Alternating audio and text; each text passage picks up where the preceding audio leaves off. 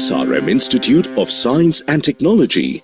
Learn, leap, and lead.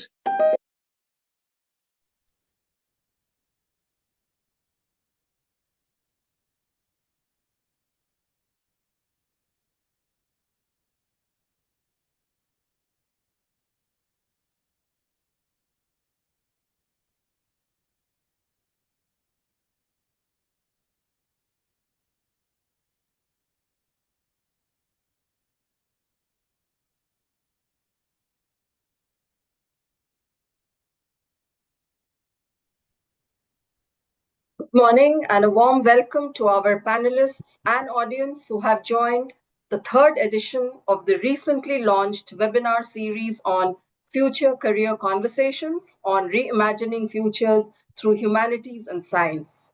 The series is jointly presented by the SRM Institute of Science and Technology, deemed to be university, and the Hindu. Dubbed as the future, a multidisciplinary education has perhaps become inevitable today. Academic institutions are gradually making the shift toward a flexible, holistic model that blends diverse fields in order to inculcate original thinking and produce problem solvers rather than mere rote learners. The national education policy is enabling the development of skills such as critical thinking, adaptability, and flexibility to address the real-world problems such as climate change, food security, and several other development, civil, or infrastructure issues. So our students have to be really prepared for a faster pace of change with the growing prevalence of AI and machine learning, because experts say 10 years down the line, many professions of today may not even exist. The need to move beyond the rigid single stream education and the ways to take it forward is what our distinguished panel will discuss in today's webinar, which is titled Future of Multidisciplinary Learning. The objective is to help undergraduate students, postgraduate students, and working professionals understand how humanities and sciences can converge and help to explore hybrid careers by connecting varied subjects. So let me do the round of introductions quickly to get on with the interesting conversation. And audience, please keep posting your questions through the webinar, and I will take them up towards the end of the program. So all of you can see the panelists on the screen. Professor A. Vinay Kumar is the Pro Vice Chancellor, Faculty of Science and Humanities, School of Law, and Faculty of Management at SRM Institute of Science and Technology. With 25 years of extensive experience and excellence in both academic and administration, Professor Kumar brings a wealth of expertise to his role. Before joining SRMIST, he was a distinguished professor of finance at IIM Lucknow and also held the position of director at NMIMS University, Bengaluru. His career highlights include significant contributions to curriculum reprisal, innovative course design, and the successful launch of executive training programs. He has also played a crucial role in chairing various committees, research initiatives, and meticulously handling accreditation processes. His ardent search for knowledge and dedication towards learning, coupled with his enthusiastic approach, has helped the Institute achieve its mission and goals marked by vision and futuristic thinking. A warm welcome to you, Professor Vinay. Dr. A. Duraisamy, Dean, Faculty of Science and Humanities at SRMIST, taught economics and econometrics at Madras Christian College, Chennai from 1990 and retired as head of the Department of Economics and Dean of Humanities from there. He was adjudged the best teacher of economics in Tamil Nadu for 2020 by Malcolm Elizabeth Adiseshaya Trust, Chennai. He has also been bestowed with the Senior Economist Award at the 40th Annual Conference at Association of Economists in Tamil Nadu.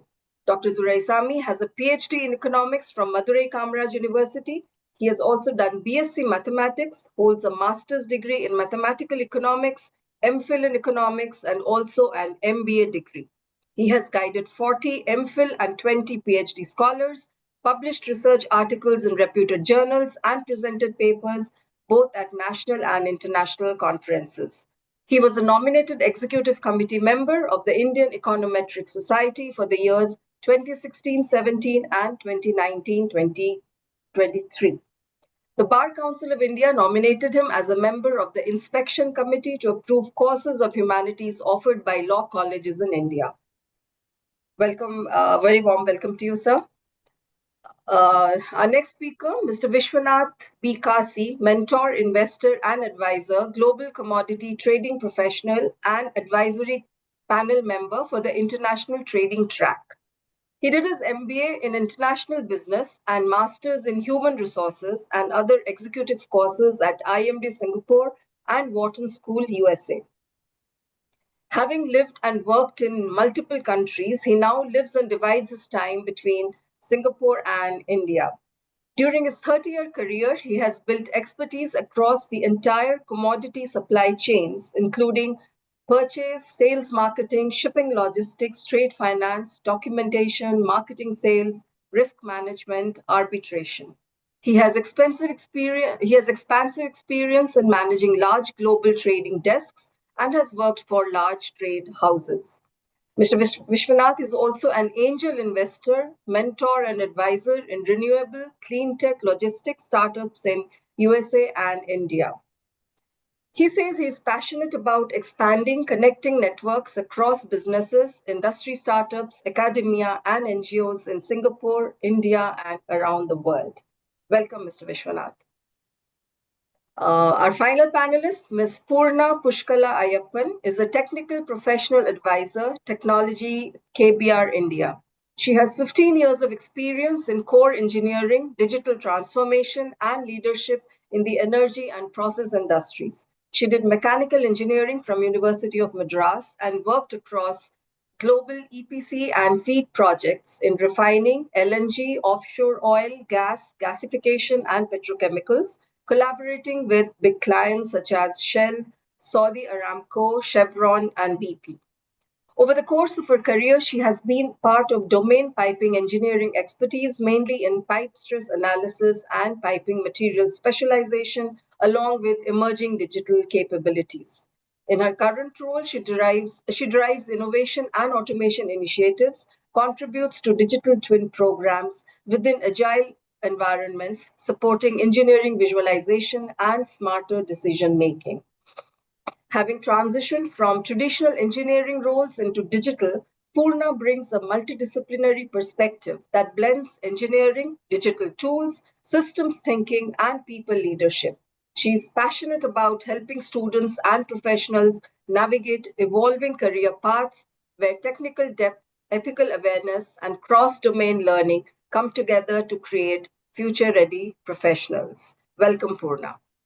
So I think it is quite interesting to note that all our panelists during their course of academic journeys and careers have shifted disciplines and switched jobs, and that also includes me. And also that our panelists have gone on to have major accomplishments to their credit. So I would like to initiate the conversation with you, Professor Vinay. What do you think in order to lend more appeal to the changing concept of education as it is today? How would you describe or define by multidisciplinary learning?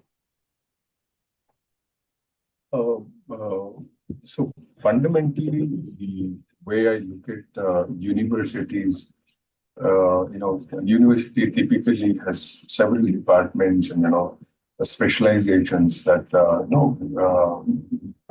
you house a lot of specializations. Now, since every university needs to be a platform in a certain sense, how do you make sure that you basically create the type of impact that is needed? And the impact itself is actually the most important thing for a university.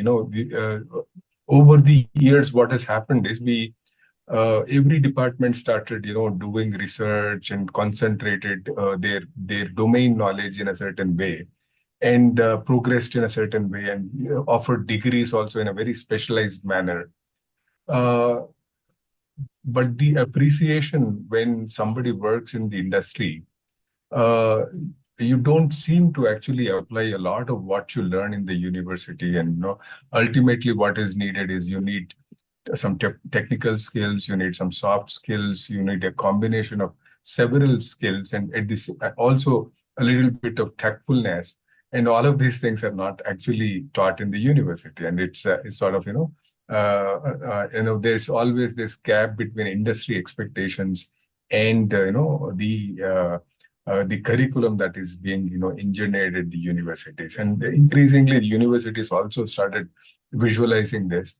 But after NEP, I think there is this great shift that actually university degrees can be blended with multiple disciplines, and you can actually sort of come up with design where actually you can skill them in multiple disciplines, and also give them the type of thinking skills that are there. If you are a mathematician, your thinking abilities are actually, you will develop thinking abilities in a certain way. But let's say if you are a mathematician and also study culture, your thinking abilities actually are much more fluid. So that type of fluidity is needed in the graduates, and therefore, so for instance, we did this NEP implementation back at SRMIST, and then we said a psychology student can also do mathematics, and a mathematics student can do music, and so on and so forth. In other words, I remember actually T.S. Eliot basically says that to be a good poet, you should be a good mathematician. So in other words, so that type of fluidity is needed in thinking, and that's the need of the hour. And therefore, we are not really there. What should be the right multidisciplinary education is still a debate. But then we are doing our bit in a certain sense, that there is a minor program. There are also a sort of an open basket of electives that anybody can take any elective type of a thing. and then a set of micro credits that you can actually pick up, and then start skilling yourself. So all of these elements are there, part of the whole framework. But you still have to derive what's the best combination. How do you basically engineer this curriculum? That debate is still there, but nobody is actually questioning that. That the should we actually get into multidisciplinary education or not? Because I think multidisciplinary education is needed for fluidity in thinking, and that's where we are heading.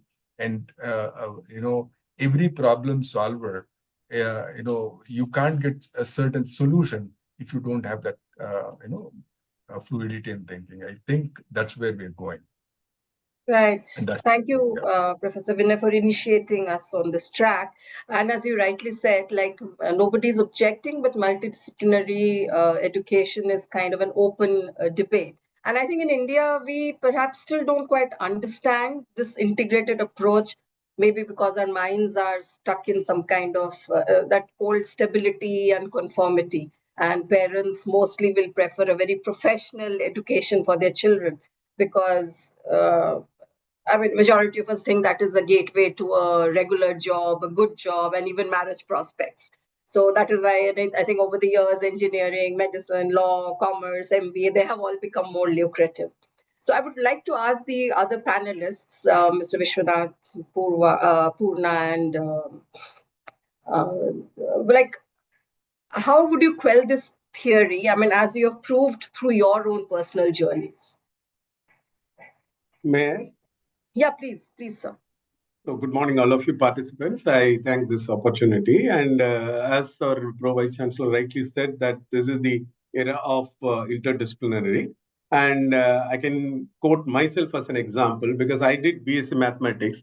But after completing my BSc Mathematics, then one of my teachers told that it is better to move across the discipline rather than continuing with the same thing. So then from the BSc Mathematics, then I moved into MSc Mathematical Economics, and that gave me a scope for applying whatever I've learned in the mathematics into the actual field into that one. And later part, when the invention of the computer and all those things, we are able to handle a macro level data with the help of computer packages and all. So that kind of an interdisciplinary is very much needed for a particular individual to excel into that one.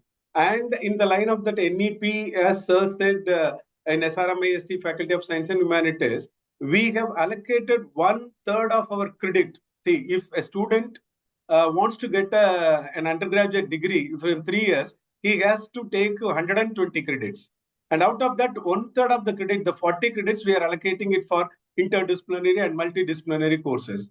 And so what happened now? Now, any student who join in Faculty of Science and Humanities SRMIST can earn a degree, a major degree in a particular discipline, and also a minor degree, which means, for example, a student who joins BCA, and he can choose a minor degree in either Viscom, or a minor degree in economics, or a minor degree in statistics, or a minor degree in psychology also. So he may, at the end of the 3 years, he will get BCA data science with specialization, with minor in economics, with minor in creative media, with minor in cultural studies, something like this. So these kind of things will enhance their employment opportunity.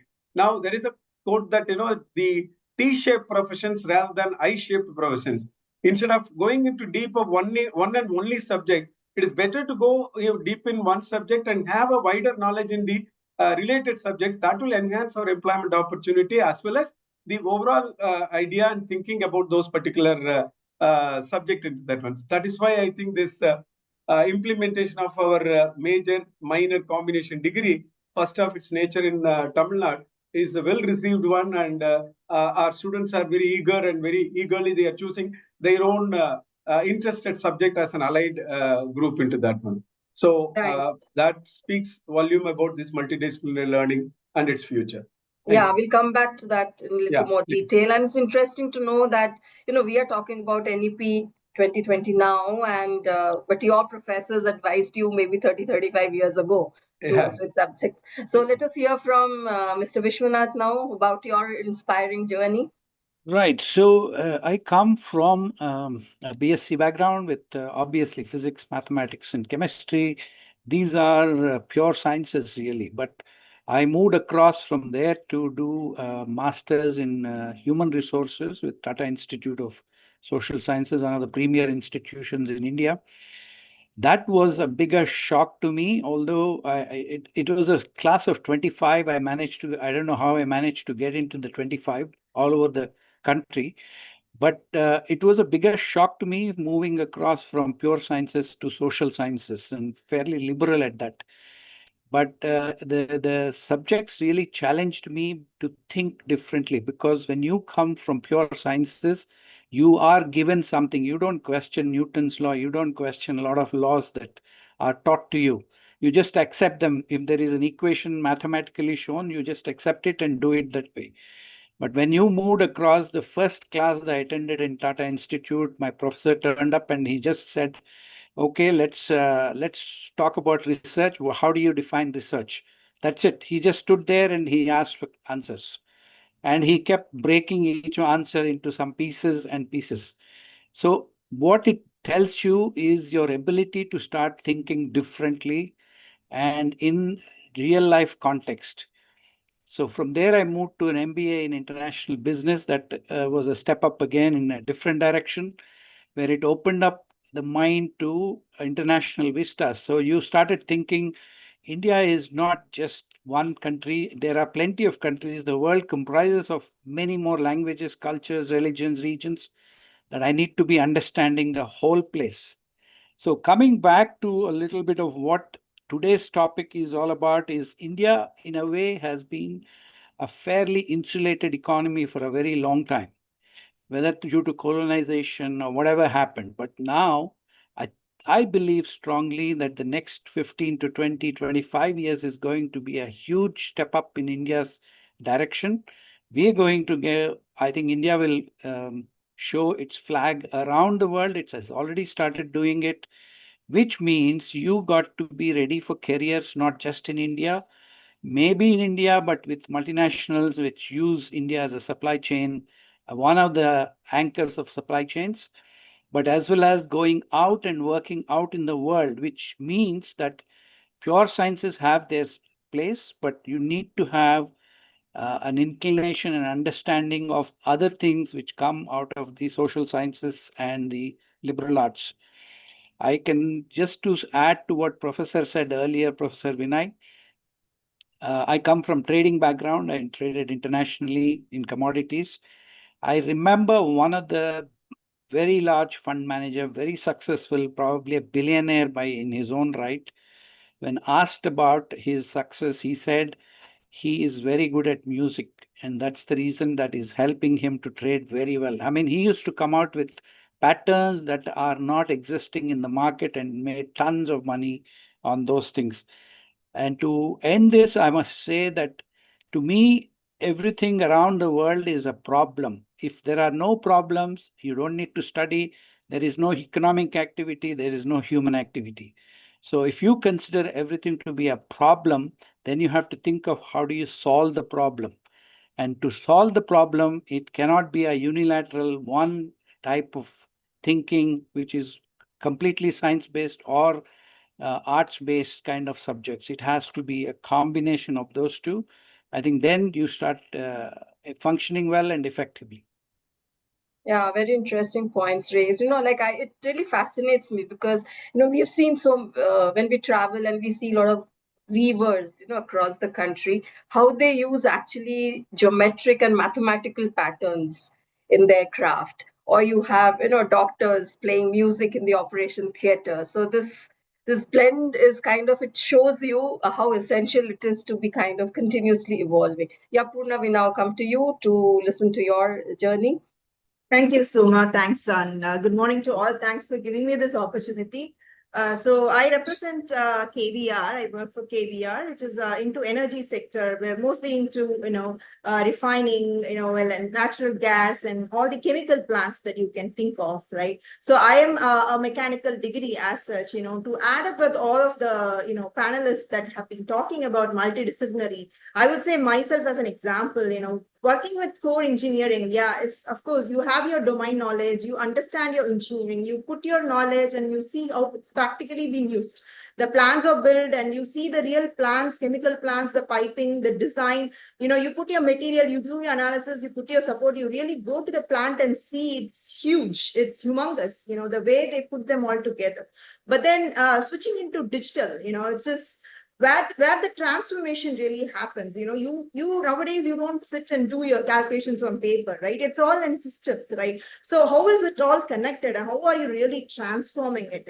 There are huge opportunities, I can see that. And how it can be system think, because it's individual silo way of disciplines, right? Mechanical work on their own discipline, electrical put their discipline, instrumentation and control panel put their systems. It's all together combined. It's a system thinking. So now getting into digital transformation, I can really see that how systems thinking can be integrated. And also moving on into my leadership, you have to understand how business works, how finance works, right? So these kind of multidisciplinary thinking and thought process makes you better. And, that's where you bring that innovation, that's the need of the hour. You need to think innovatively. And like Soma said, there are new roles coming up in the future. So how do you think about the new roles, right? It's just that you have to put your, a brain to think about how am I solving this problem? Am I looking at all the disciplinary aspect? Am I doing it something innovatively? I think those things would really, help you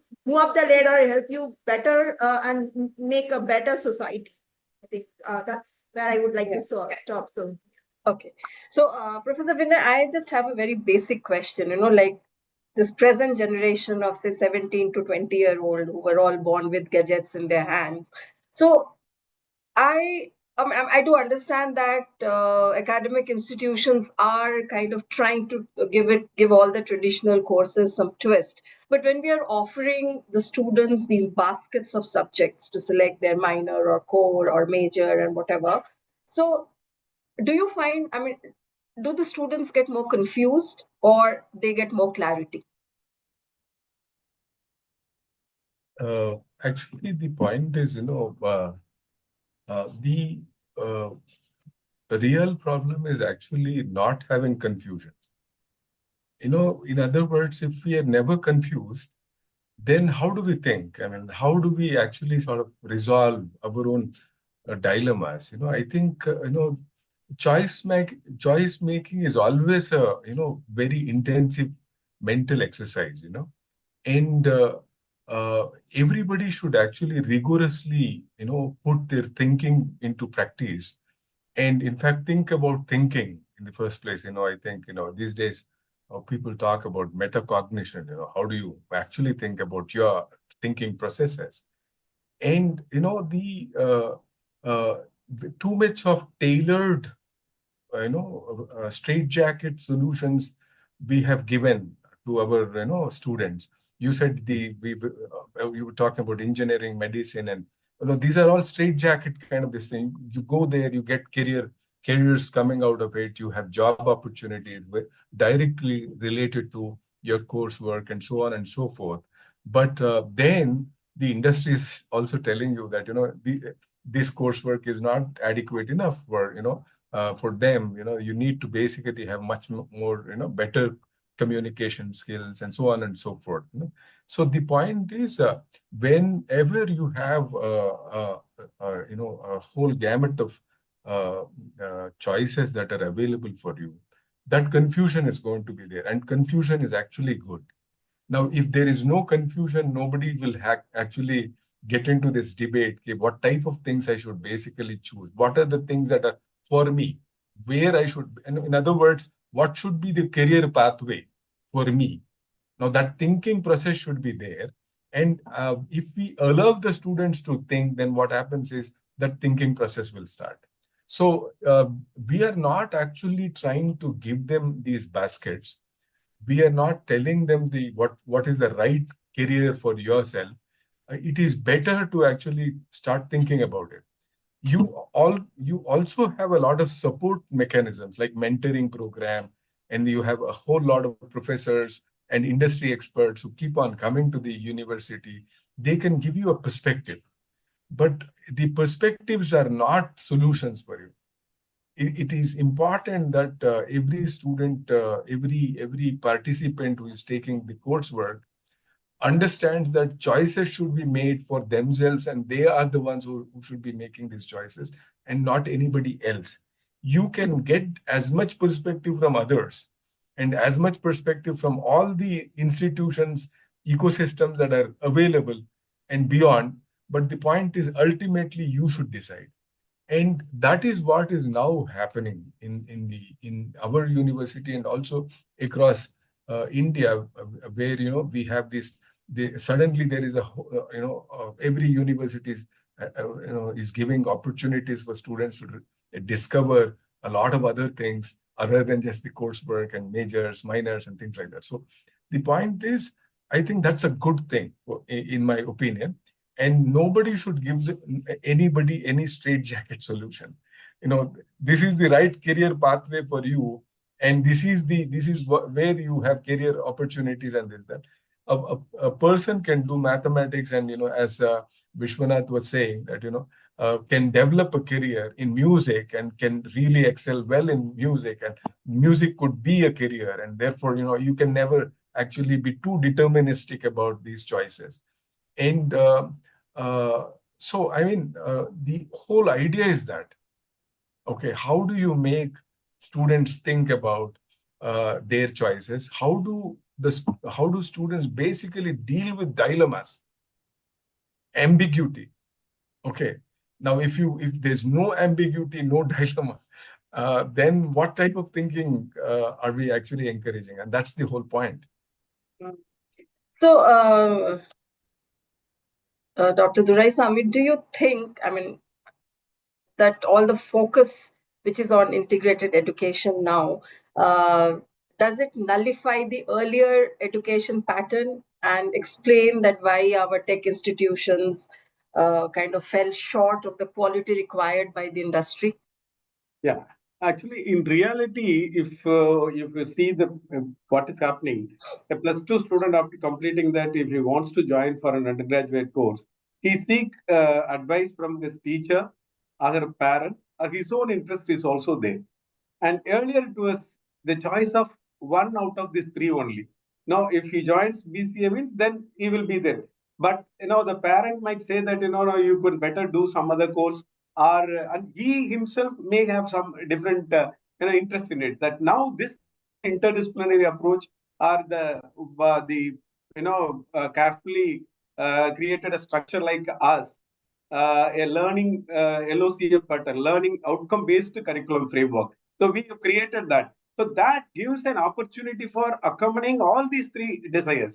A student, who join in, BA economics, fine, he can think about a data science course as a minor, and he may have a special interest in photography. He can do one course on photography, or he can do one course on film studies. So, which means that he is not sacrificing any of his desire into that one. So that is the idea of what with this multidisciplinary bringing into that one, and then we are executing that in. I think I'll give you an example. In the last semester, 180 students from different disciplines have chosen fashion studies as minor, which means that so much of enthusiasm for them to know about what is the branding and what are the fashion is there, and so 180 students have chosen that fashion studies as the minor one. And to our surprise, around 60 students have chosen universal human values as a minor.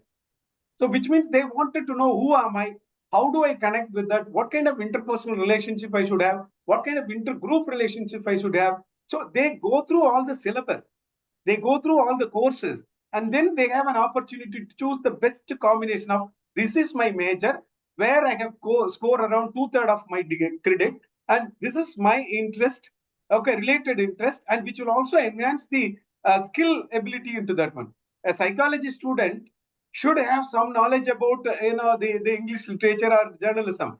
Or a journalism student, if he goes to sports science, he can be a sports journalist, which was not a possibility earlier. Fully all the entire credit he has to study only from the psychology. So this combination of A plus B plus C will give a better skilled person and better degree into that one. That is what we are doing it in Faculty of Science and Humanities, SRM, in Institute of Science and Technology. We are giving 18 options. A student who join any undergraduate course can choose out of this 18 one basket of minor, and which can be even film studies, which can be media and culture, which can be of accounting and finance. So this is the best opportunity. Now I think most of the parents and the students are looking for that one. And SRMIST is pioneer in this, bringing this major, minor, and multidisciplinary concept into that. Right. I think most private universities are now compelled to follow what NEP's kind of outlined. Like I think more than blaming the students, we also have to convince the parents, because the parents are the ones who often tend to push their children into what they think are the right disciplines to follow. Mr. Vishwanath, would you agree? I mean, I think largely in our country, we basically study to get a fantastic job. So there is a correlation with people with higher academic degrees and pay packets.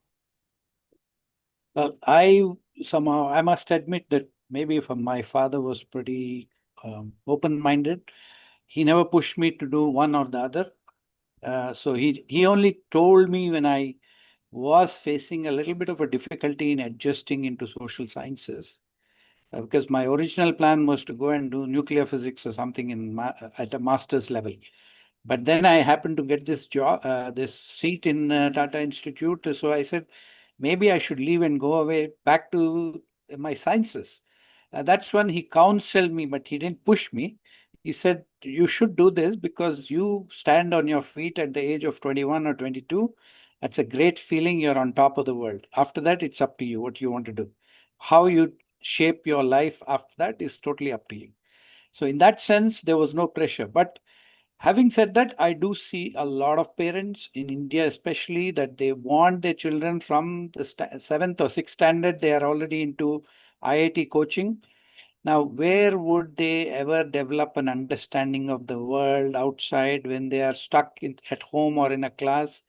18 hours probably, or 16 hours, the mother is probably bringing food to the table and they are constantly doing something or the other to get into some institution.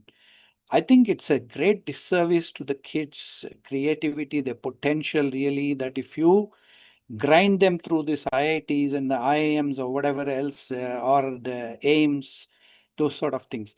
In my case, my son, who is right now living in Australia, he did engineering by his own volition. I didn't ask him to do it. He just chose engineering. He got it. He finished it. And after engineering, he said he's moving over to do law. So he did a JD, as they call it, 3-year program. He's a successful lawyer working for global 10 law firms right now. So it's not something that I pushed at all. I only told him, pick something that you really are interested in. You should make something out of it for yourself eventually. So to that extent, my appeal will be for the parents also in India that please let your children have a good childhood first. They should explore the world around them. To me, I'm always curious when I travel anywhere to any city in the world or in India. I take a walk on the street, I go into a mall, I go into a shop, I go into a small grocery store just to see what they're doing. How does this country work? How does this city work? What are people eating? What are they dressing? Why they are doing what they're doing? How is the traffic on the street? Economics, the economy, whatever geography of the country. I think all these are very fascinating. As long as you can have a rounded personality, you are assured of getting an employment sooner or later. It should, and even if you don't end up in the right place immediately, I think you can make your way as long as you develop the resilience, and that comes through your own training, really. Yeah, I think while we cannot undermine the importance of institutions like IITs and IIMs and AIMS, but I think that curiosity factor also needs to be kept alive in every student. Purna, what do you think are those skills, that students really need to focus on? Because rote learning, we have all kind of dismantled. Sure, Soma. So first and foremost, when you have to, skills to develop, learning, you cannot give up. It's not about, just reading it in, college and then you get a job and then you stop it. No, it's a constant process. You have to keep yourself educated, and learning never stops. You keep yourself updated, keep yourself, learned, and, the technology is changing, what is happening. So you keep on, the first skill I would say to be kept on is your learning skill. First thing, that you have to keep on educating yourself, looking at different disciplines, right? Multidisciplinary learning, right? So I would say academic is a foundation, right? It just gives you a first step to go somewhere. And then once you are somewhere, then you put yourself and try to understand the multidisciplinary, put that learning ability into yourself, right? Be curious. When you are trying to solve something, understand what is happening in every discipline, and then bring that about, bring that as an innovative solution. I think one thing that I would like to say, I'm addressing all the kids here, is something that you should enjoy what you're doing. It's something that I tell myself, right? It's not about just, money and your career. You should enjoy it, right? Like music, what Vishwanathan was saying, you enjoy it. So, what happens is that the left brain also works, right? So both of them together, you make, really an innovative solution and a satisfied thing. So that is really important. And I would say learning ability is one of those. And then, of course, resilience is one of those, because, change is a part of everything. Everywhere there is changes. Even when you are in an institution, there is change in management. There is change of something. So you should be able to adopt to the change, adopt and learn and be flexible to the change, so that, you are there and you can survive to that change. I think these are the two skills I would tell people to be adaptable, to be learning, and to be there with the technology. So, Mr. Vishwanath, when you do the interviews for hiring and also, what is it that you look at? Well, I've interviewed people across the world in very different kind of with backgrounds which are very different, obviously, for a trading career. Now, trading requires thinking on the feet for sure, because the life is really minute by minute. There is no time to waste, but you would have developed a certain framework that you analyze things very quickly and reach some kind of conclusions and take a position on it. So the most important thing that we would look at always was curiosity. Did the fellow show up that in curiosity throughout whatever that we were testing him on? Did he have fire in the belly? As in, he comes across as someone who says, no matter what, I will do something, in my life, and I'm here to prove something. And that's, I think, very important for me. And whether through their narration of their experiences, have I seen somewhere saying that, have they dirtied their hands really? And it's also possible that if the guy tells me that he last 3 careers, everything was super successful, then maybe I won't consider him, because by law of averages, he might fail on my job. So I'd rather him have some failures and narrate to him what his failures and his weaknesses are, than only his strengths and the success stories and the bravado that he had shown wherever. Because I want to see him in his true colors, because trading by profession makes you, strips everybody naked in a way. Shorn of all titles, all degrees, all the backgrounds, nothing works. Because when you're there at the cutting edge of trading, what matters is your ability to analyze and press the button. You and only you will press that button. And this can mean maybe $50 million up or $50 million down. How will you take it if it goes wrong, or if it is right also? So to be able to get into that position, you need that kind of capabilities, and obviously I would say there should be numerical capabilities, which should be a given for everybody, but not so given for some people. Because if I don't have a calculator, I don't have a phone, I don't know how to do calculation, doesn't mean I need it to the second decimal place correct, or even the last digit right. Can you approximate something and be able to move on with it? And because the life is, like we have discussed, it's ambiguity, complexity, things are moving so fast that you need to just be able to come to some quick conclusions and say, is it good or bad for me? And then move on with it. So audience, you have heard our speakers for the last 30-35 minutes. So you could start posting your questions in the Q&A box, which is open for you now. Meanwhile, Professor Vinay, I would just like to add, because a couple of questions have come in. So now somebody is asking that I'm doing, or along with my undergraduate degree, how do I find and develop interest in other skills as well? So what is the undergraduate degree the student? That's not mentioned in the question. Okay. So I think general maybe we could. see, the point is, I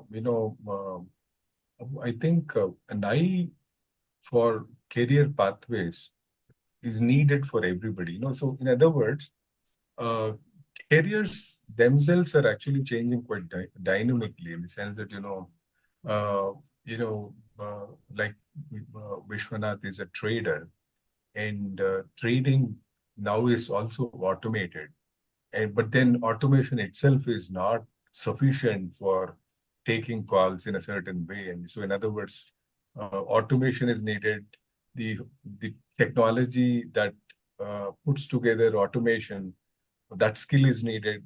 At the same time, also taking investment decision in a certain way, those skills are also needed. So it's a combination of both. And therefore, what happens is, what type of career pathway excites you? So in other words, I like this word from Vishwanath. You need to have a certain fire in the belly. And what triggers that thing? Do you have that? And not everything excites everybody. So in other words, you can be an engineer and finally realize that engineering was never meant for you, and you should have actually taken music, or you should have taken drama or something like that. Instead, you basically wasted 4 years in some undergrad course. So the point is, I would request that person to actually understand, develop some excitement about career pathways. What are those careers that actually excite? I mean, don't just go by the media. I mean, probably search through the LinkedIn profiles and see what are these profiles that actually excite you, and what are the milestones of these people? How did they reach that space, the position? And what were the milestones? Where did they actually do? What type of jobs did they do? What was the skilling program that they underwent, and things like that? And you should have an eye for that. If you have an eye for that, what happens is, there's some things that will definitely excite you. Okay, probably if you want to be a manager, okay, and managing is something that excites you and triggers that fire in the belly, you should take up management. You should become an MBA, or consider doing MBA somewhere. Okay, of course, you again still have to make choices with regard to what type of program that you should basically get into and things like that. But the point is, the skill set that you are actually looking at is managing, and managing excites you, then you should go for that. So I request the person to actually do a little bit of research on LinkedIn and see what careers actually excite the person. And then, start talking to people. And sometimes, you talk to the person, you send a message, and then the person may actually on LinkedIn may respond and say, this is how I did, and things like that. So I think those conversations also will help. Yeah. So Dr. Duraisamy, maybe you could take this, when we're talking about this multidisciplinary approach to education, how is it actually working? Like, is it a student is becoming master of all trades? Or is it like, the liberal arts concept that is followed in the West, where you try out one subject for 1 year, you don't like it, you drop out, and without losing a year, you go on to another subject. Yeah, so if you could just, Yeah, it's not master of all, but at least have knowledge in the related field. That is the way I think it can be helpful into that way. See, for example, now we have introduced BS FinTech. So a complete finance course is there, but how do we apply the technological advancement in that financial? So that I think the students who take up that thing will be very skillful in that area so that they can be a better analyst in the company and that one. And it is not only that. Actually, students are looking for a conducive environment in that place where they are learning it. And along with this major, minor, MDC combinations, the kind of environment they see, for example, we have around 25 clubs. So we have music club. So from across the discipline, there are those who are interested in that they come and be there together and then form a relationship and then they enjoy those kind of things. Debate clubs are there, and the finance club is there, photography club is there. So these kind of environment is very much needed. That will help them into go into that thing. And but we don't have this kind of minor opportunities in the postgraduate level. But we have a lot of course like Coursera courses and all those related fields. They can take it up at the postgraduate level. And I think the students clearly do a research on what is my core interest and what are the skills I should possess, which is the industry needed it, they demanded it. So how do I put it this combination of the major one and then related field into that one? That is what the choice, and we are ready to help them in understanding the nuances of this choice of combinations, which will give them a better opportunity to be a better citizen. That is very, very important. Rather than I always look for getting a very high-end job, and that is there, that it will automatically come there. But our idea is in the 3 years, we should have a wholesome development in that one. And again, now NEP is saying that it is a 4 years program. So we all have our 4 years program with the exit option. After the 3rd year, they can exit with the degree. Like for example, BSc Economics. If you want to exit in the 3rd year, you can get BSc Economics. But in the 4th year, you will get BSc Economics honors degree into that. So which means in the 4th year, they will be fully concentrating on specialized courses along with a project into that one. So that kind of possibilities are there under NEP, and Faculty of Science and Humanities, SRMIST is keen on implementing that kind of things and give a scope for our students to have a better combination of the interdisciplinary and multidisciplinary learning, as well as along with the lot of experience like the club activities and various other into that. Okay. So, Mr. Vishwanath, this is again a little generic question, and Shivani Gulati seems to be a little confused. She's asking, after pursuing undergraduate degree, what is better, to prepare directly for jobs or go for higher studies? And I'm asking you this particularly because in the backroom discussions, you were mentioning how you have prepared a list of CEOs and what degrees they hold. So maybe you could talk a bit about that. Yeah, before I answer that, I think one step back is to say, someone asked us to, how do you know what you're going to be, what is interesting as a minor and major, whatever, as combination. Now, I'm not going to answer that directly, but I'm going to say that if you are stuck to a table and you're online most of the time, then you have not experienced real life. So you should be taking a walk around your home or around your market, around your city or whatever, so that you actually experience life. It's not vicarious. It's not just through a medium like online.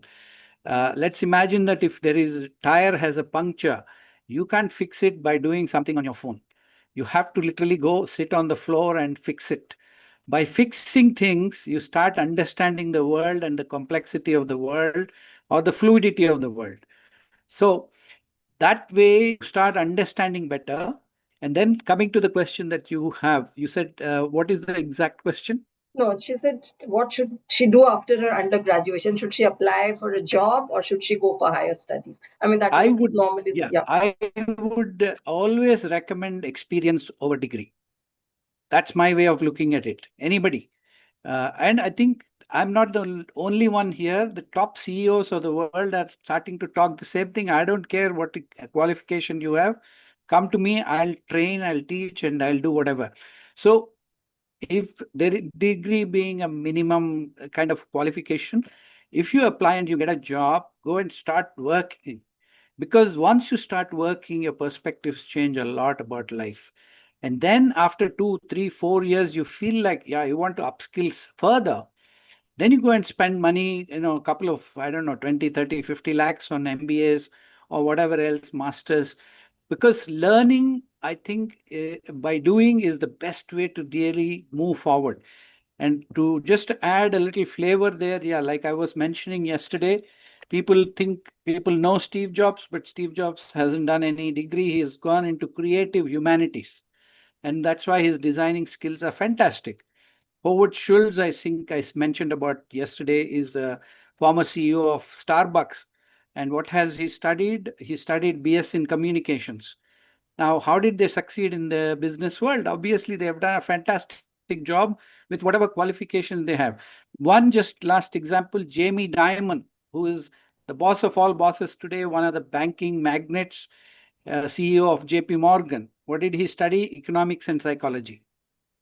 So you see, I'm not saying IITs are not, they're fantastic. I respect highly IIMs, IITs, aims by creating doctors. But I'm saying there are plenty of other streams available to succeed in life, provided again back to hunger in the belly. How would you know your hunger in the belly? When you're going out and discovering it by yourself. It's not your father or mother who's telling you this.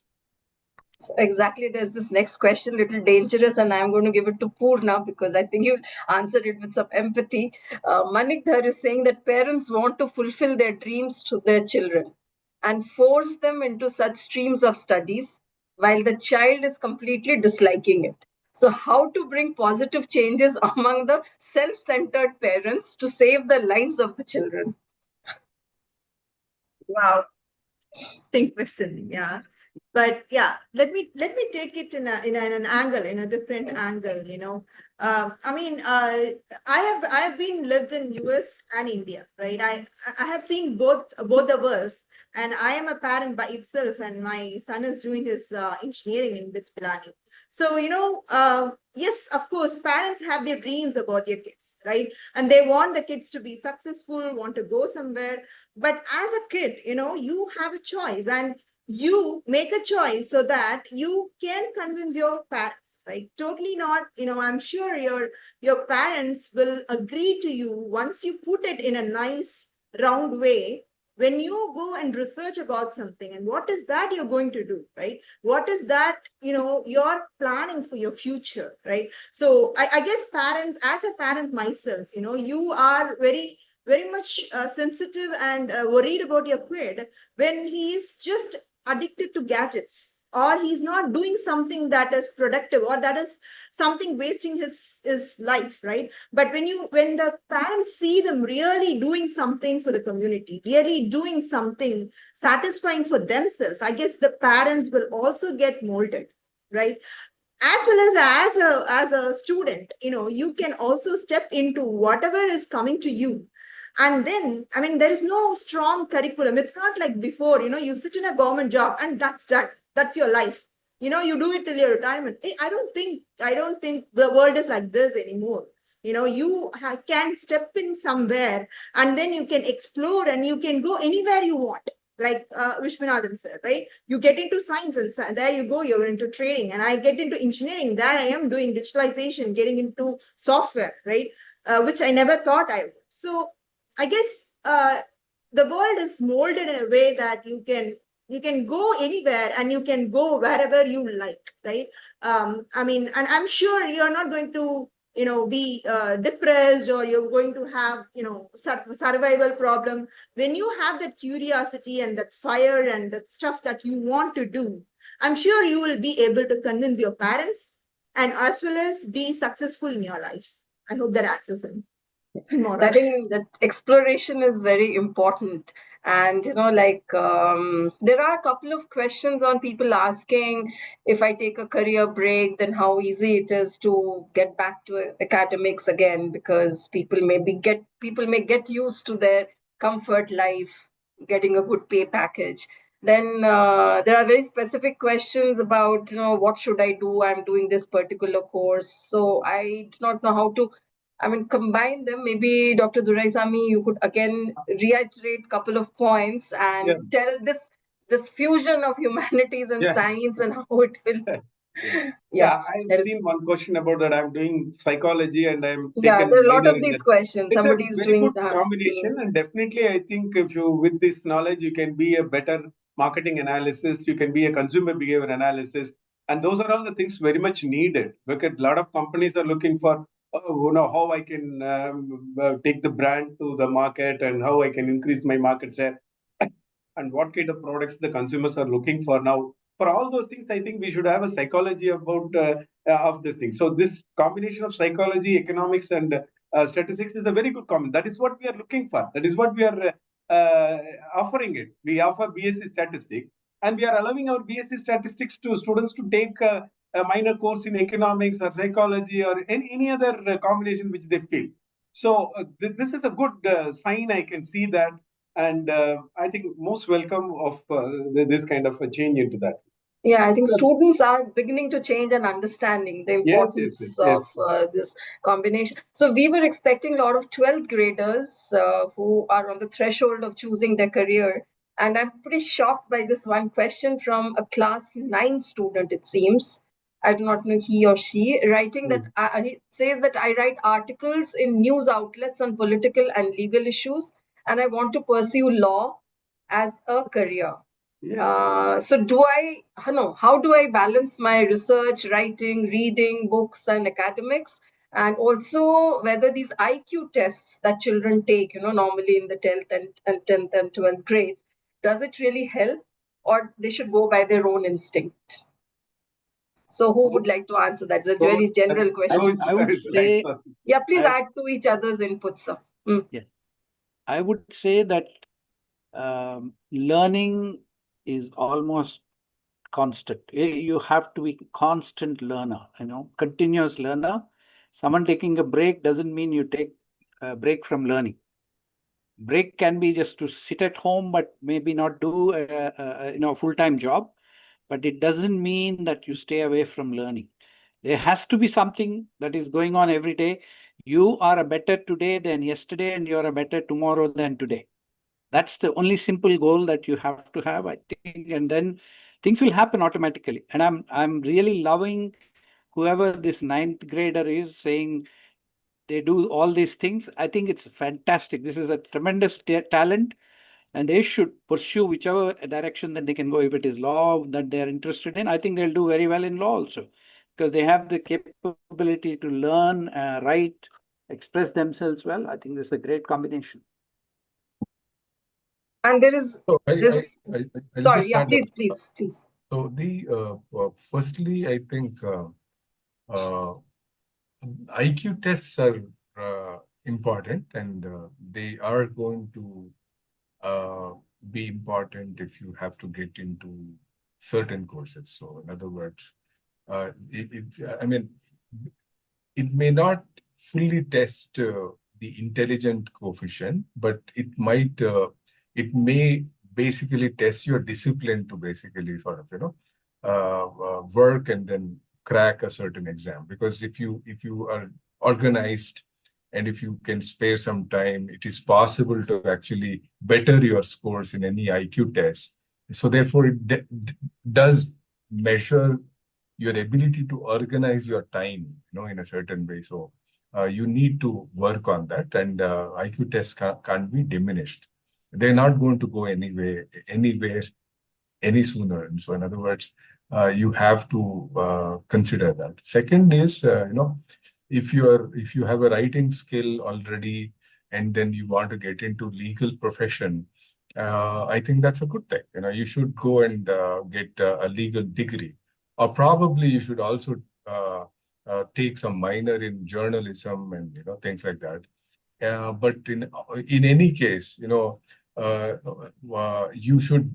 The fundamental thing is, what type of contrarian thinking that you can develop, in the sense that most writing can be quite boring, in the sense that people have ideological inklings, and therefore you can write similar type of a thing for a very long time, and sometimes it also sells. But I think one needs to actually develop that research skill And then the research that actually stands the test of time is, I guess, a contrarian type of a research. So I think those are the things that you should be working. And I will encourage the person to get into a legal this thing. And if you are interested in writing, probably in addition to that, probably you can also do some minor in media studies or journalism. So I'm quite happy to. Yes, sir. Can I have 30? See, one worry from the parents are that, this choice of then after joining that, how do they cope up with that kind of thing? So that worry is now addressed by most of the universities, and even in our FSH, all our faculty members are trained certified mentors. So the moment they come in, they will be allocated a mentor. And so the initial hiccups and how to cope up with the mechanism, all those things. And our mentors are very helpful. And so the mentor-mentee relationship is very much helpful in easing out all these problems of choice, combination, and how do I cope up interpersonal relationship, all this. This is a thing which I wanted to share with the parents to alleviate that worry of how they are going. I'll add one more point to Dr. Bhuswar. The mentor program is actually through a psychometric test, So every student goes through a very rigorous psychometric battery of tests, and then based on that, they align their alignment is mapped to the mentor's alignment, and then both of these student and mentor is actually they in certain matching principle, they actually are matched, and the mentor is continuously, because the mentor completely knows what are the psychometrics, and the guiding is actually quite scientific in that sense, even from a career perspective. Thank you. So I'm very happy to see the age spectrum of our audience. We had this 9-year-old, and now there's a 52-year-old, Sri Vidya from Chennai, who says how she started her career as a pre-primary teacher at the age of 38. She's also a certified storyteller, but due to orthopedic issues, she has stopped doing a 9-to-5 job. And she wants to become an early childhood educator now. And she says her strengths are music and movements. So if anybody has any advice for her.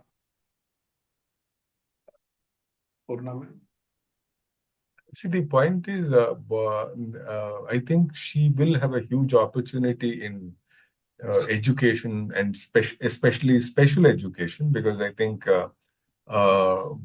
every school is now emphasizing special educators, and every school should actually have special educators. And I think she may consider working for a school in the area of special education.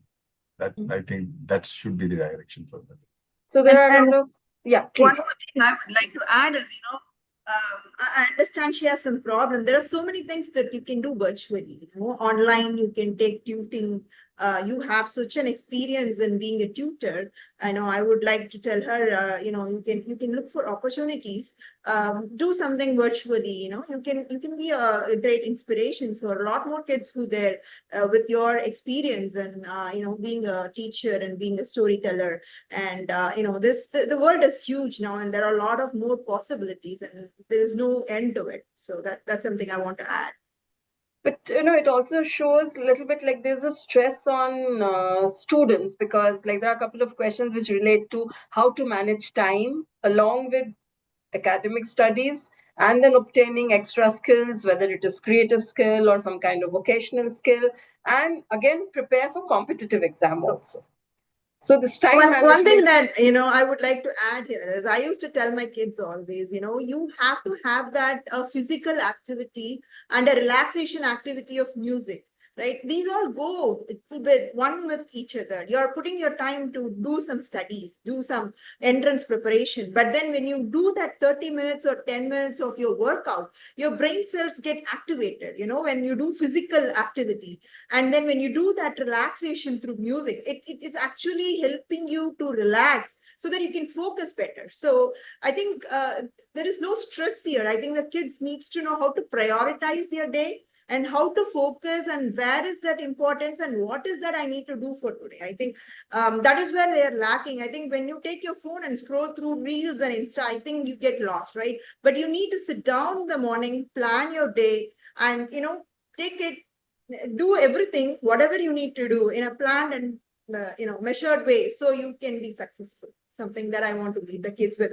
I don't know if it benefits. Yeah, So, actually, good way of having it is experience it. Come and enjoy, experience it, and then you can learn by yourself by seeing others, being with others, and talking with others. That is the way. Though we have some courses on soft skill and everything, but it is basically we put ourselves into that gain the experience and trial and error method, fail in it, and then make an attempt, and you will be definitely successful. So we are back at targeting parents. Somebody who's in the education field writes that I see students are becoming emotionally weak to make any decision and also to face problems, because most of the time or often they say that parents don't trust our decision. So please advise parents to trust their children and also to support them to do the right things. Mr. Vishwanath, you're smiling quite a lot. Let's hear from you.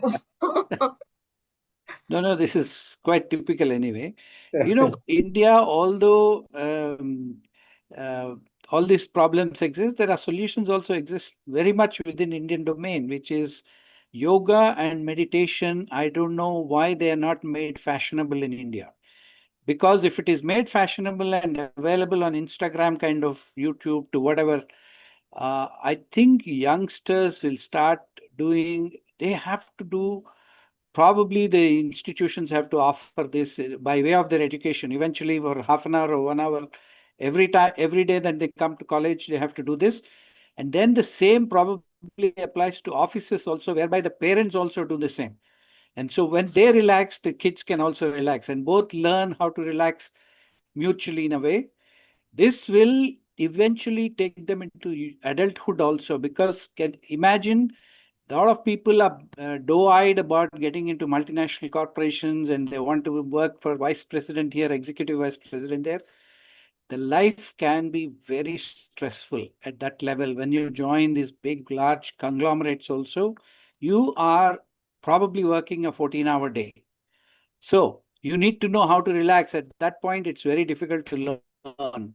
If you learned it when you are young and from a home, it becomes a part of your life for the rest of your life. And so that becomes a hugely positive when they grow into adulthood and they know what to do and how to manage their life. So we have an ambitious student here who's saying he has just finished his 12th grade in commerce. So now he wants to know whether he can do psychology and BBA as an extra course in undergraduation. Professor Vinay or Dr. Duraisamy, who could. Psychology, I think if he has completed the program. No, he has just finished his 12th grade in commerce. But so he's interested in. So he can take a BCom plus psychology in minor, or maybe psychology and then accounting as a minor, or that is possible. But BBA is a separate course. Management also as a minor. If you take BBA, then you can consider some other minors or something like that. I can give one more option also for her, actually. We have, for example, at Faculty of Science and Humanities, SRMIST, we have BS Behavioral Psychology.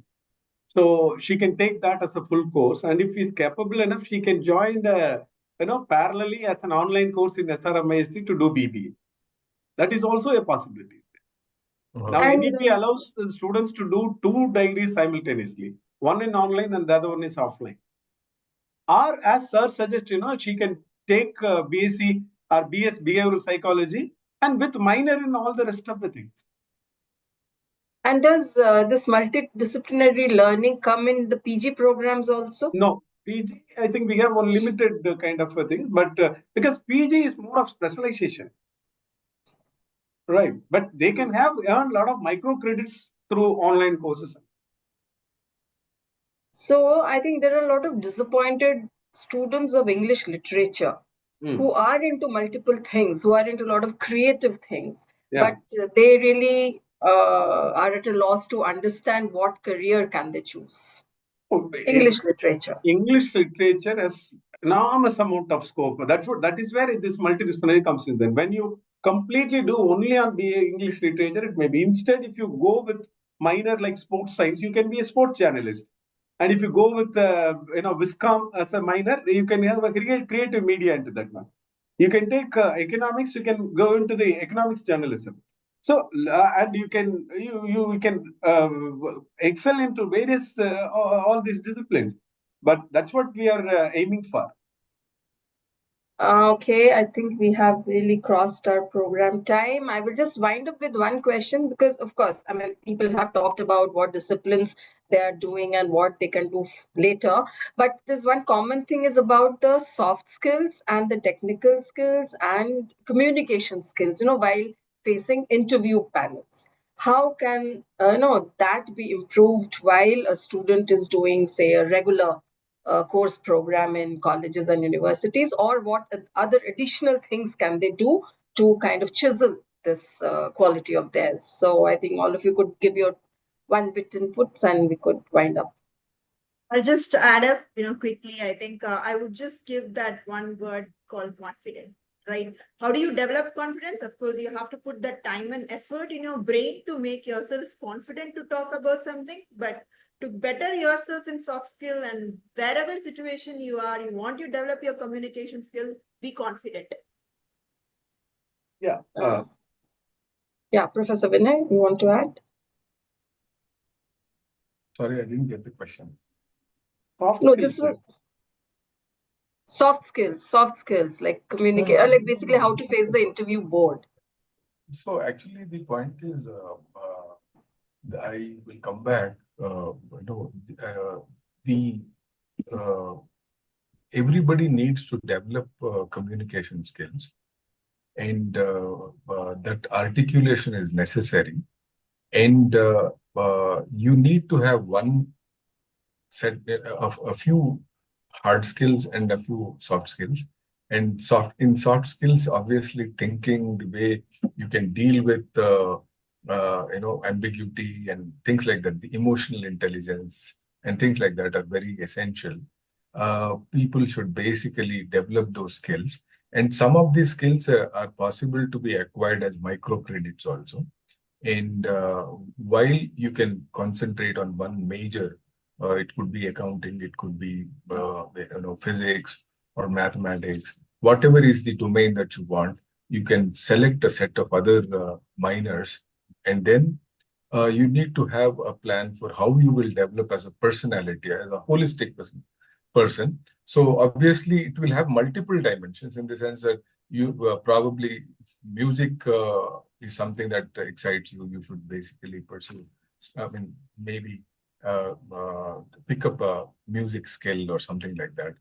Or if sports excite you, I think there should be one sport that you should be, doing, and things like that. So in other words, all of these things are actually going to develop that holistic personality that that is, required now. Yeah, I think, Mr. Vishwanath, what we were also discussing is more important is how we say and not what we say. And, also with this AI invading our lives and people are not really talking much to each other and depending on technology to get all their answers, that is perhaps, kind of draining of the confidence a bit. So you have to unmute yourself. Yeah, yesterday we were discussing a little bit about this. I was saying that probably SRM should have a Toastmasters club. Now, why is that so? Because public speaking develops a lot of these qualities, the confidence and things like that. Even if you're not so sure, you know how to hide, you're not sure. That is something that is a great skill. It also teaches you how to do storytelling, which is one of the best skills that you can learn these days. Everybody in corporate world needs storytelling now. Nobody is just making bland speeches. Everybody is telling a story. And that story becomes persuasive if you know how to communicate well. And that I'm saying again through forums like this, public speaking, I think it should become more or less a mandatory thing for every student.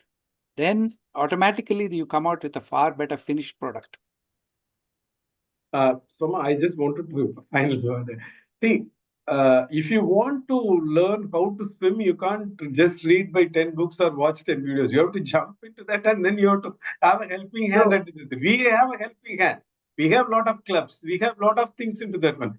Come and experience it, and then you will learn, how should I respect my teachers, how I should treat my colleagues, and how, soft skill is the way in which we actually experience it and make ourselves the better personality. That is what I expect all our youngsters have to come and enjoy that life.